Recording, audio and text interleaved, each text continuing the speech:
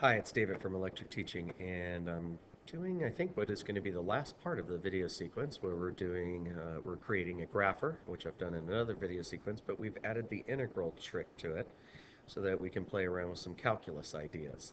I was testing it right now, and so you're looking at the graph of y equal 2 and y equal negative 2, and you can see right here that I've punched in the min x, or from a to b, the min x to max x is negative 2 to 2, and that ends up being a square that's 4 by 4, or a left end area of 16. So I was just making sure that the what we've done so far works with negative graphs, etc., and just double checking it. Let's add in our right end approximation, and the trap area is also very simple from that point. I'm going to close this and say no, don't exit altogether. I noticed that over here in my shell that the print command is still in there to print my area. So I want to just come all the way down to the integration stuff. So here's our area command, our left in command, and I have a print somewhere. Here it is. And I don't need that print. I use that print to make sure that when I was trying to figure out if it was working correctly and we weren't seeing the left in sum, I used the print command to make sure it was working correctly. Let's see, I need to do a right in sum. So I think the first thing I'm going to do is I'm going to copy the left in sum function, move down, paste in the right in function. I don't really have any comments on that, so let me just put in this is the left and right in approximations for area. And let's see, the right in one, what we're going to do is change, obviously, things to right end. We still need to pass pretty much the same things, We're going to calculate, or excuse me, we're going to use a new variable called rsum for right end sum. We'll start it at 0, and then we will add to it. We will still go through the same amount of rectangles that we're building, so every time we go through this loop, we're basically doing an area, creating an area of a rectangle that we're adding on down here with the left sum is equal to, excuse me, now it's going to be right sum. That's going to be equal to the height times dx. And then we're going to return the right sum. So what is the difference between left end sum and right end sum? And that's something that we go over in calculus all the time. And the main difference is going to happen right here. And that's basically it. That's the only thing else the only other thing I have to change. So with the left end sum, if we're building a left end sum, we mean left end as in it builds the rectangle by going up to the graph on the left side, move over and down. So what we need to do is we need to not start at the left end. Remember, I starts at 0, so in the left end sum, this started at LE plus 0, or the left end starting point plus 0. We need to make sure that the first one we add up is the one to the right end. So that's 1 dx over. So all I have to do is make it I plus 1, so that when it starts going through here, it starts at 0 plus 1, or 1 dx. So the very first height that we're going to be calculating is evaluating the x-coordinate 1 dx over, and this will end actually way over at the right end point down the road, so at the far right end of the interval. So let's see, everything else I think works the same. Now how do we call out the left end? Well, we call out the left end by saying I area L is equal to left end. So now what I need to do is I need to call out the I area R is equal to right end, same thing basically. Let me space that over so it looks a little better. Okay, and then I'm going to pass the same things. The graphs, EQ, I should be copying this above, but I'm typing already, so I'm going with it. Float, X, min, display, parentheses, the number of times we're going through, and the delta X is 1 over our float K. Whoops. Okay, so double check, since I didn't copy and paste that, I want to make sure I didn't make a typo, and it looks like that's working great.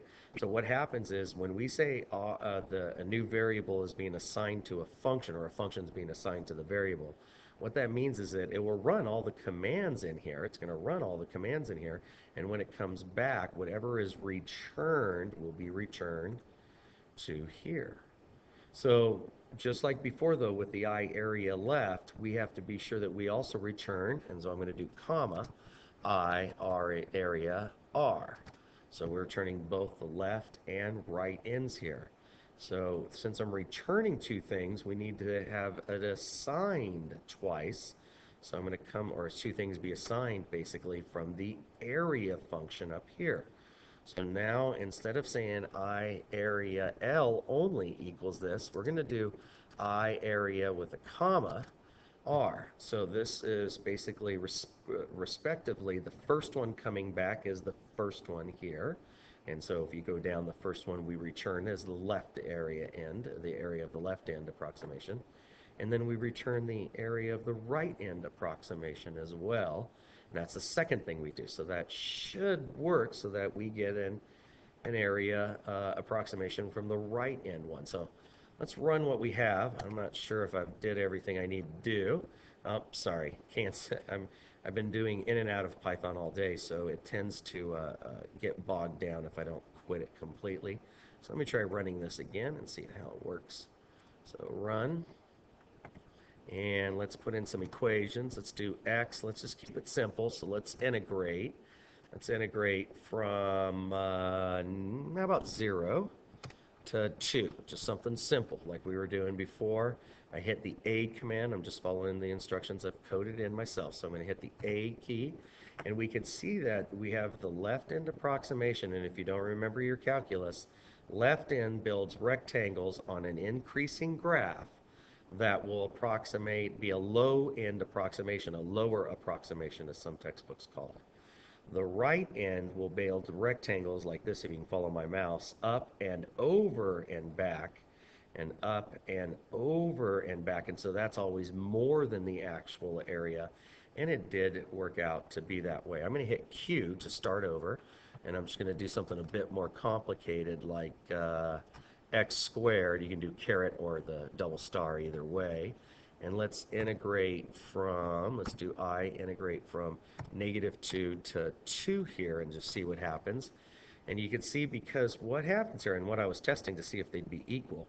If you understand your calculus, I built half of them on left-end approximations on this side that balanced with the left-end approximations being an underestimate.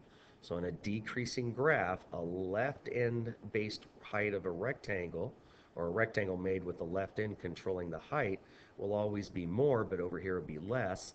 And it's the reverse with right end, so that's why it worked out. We're just about done here. I'm going to close without quitting. I'm quitting completely without exiting completely. And all I have to do is put in some sort of trapezoid approximation. Now, I'm not going to do a whole routine here, a whole new function here. I'm basically just going to go wherever we're calculating the left area and receiving the I area left and I area right, so the approximations for each. What I'm going to do is just simply say right here that the what's the variable we use? The I area t, I believe. I think we called it the I area t, is equal to, if you don't know this, it's neat, the way that trapezoids work by taking an average of the bases, but in calculus this is verticals. These bases are more vertical here, so the reality is when you do the trapezoid approximation with the trapezoid area, you're taking an average of our left end and our right end. That's basically what we're doing. So to get the trapezoid approximation, all I have to do is say get the average of these two. And to get the average of these two, in parentheses, area, I area L, plus I area R slash, close parenthesis, divide by 2. So what we're doing now is we're just simply taking an average of them, and which I think is our last step for this project. Let's try this. I'm going to go run it with F5. Hopefully it won't freeze. Hey, it didn't freeze this time. That's good. Getting luckier. And let's do something simple to check it. So let's do X again. And let's just integrate this one from, again, 0 to 2. 0 to 2. And hit A. And it worked, I think, perfectly. We now have the left end approximation, which will be the low approximation, the lower approximation. The upper approximation is the right end one, and the trap is an average of them. Let's try another one. I'm going to hit Q to restart it, and I'm going to just do something fun like, I don't know, absolute value of x minus 5, so that's a v graph down 5, and there it is. I'm going to add another graph. Let's do, how about just equal to 1? How about a constant? I like to try things that maybe the code will get broke on so I can figure out if it's working thoroughly. I'm not sure if all constants work. So if I run integration between, let's see, the intersection here is back 1, 3, 4, 5, 6. So it's back 6 and forward 6. So I'm going to run it from -6 to 6. Whoops, I didn't do that right. And I don't have a backspace on that to clear it. Oh, what the heck, I'm just going to go with this for now. So -66 to, I don't know, 4 or 3. Let's just put in anything and see what happens.